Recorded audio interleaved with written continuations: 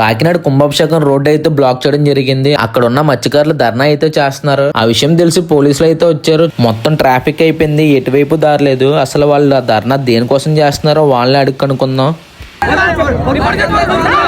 తుమ్ములపేట ఆనుకుని కుంభాభిషేకం దగ్గర పురాతన ఒక వంతెన ఉంది. ఈ వంతెన కింద నుండి చిన్న ప్లేస్ మాత్రమే ఉంటది. అప్పుడప్పుడు పడవలు మాత్రమే ఇటు నుంచి అటు వస్తాయి. ఆ తుఫాను అలజడికి బోట్లన్నీ ఒడ్డుకు చేరుకోవడం వల్ల ఇటువైపు ప్లేస్ లేదు, ఇటు బోట్లు అటువైపుకి వెళ్ళడానికి లేదు. దీని వలన 23 సంవత్సరాల అబ్బాయి ఈ బోటుని వేరే చోటకి తీసుకెళ్లి కట్టడం కోసం వెళ్ళి ప్రాణాలు పోయాయి.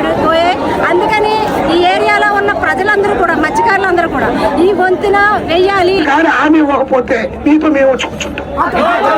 చివరికి బ్రిడ్జ్ చేపిస్తామని చెప్పి మాట ఇచ్చారు. అలా చెప్పిన వెంటనే ట్రాఫిక్ అయితే క్లియర్ చేయడం జరిగింది.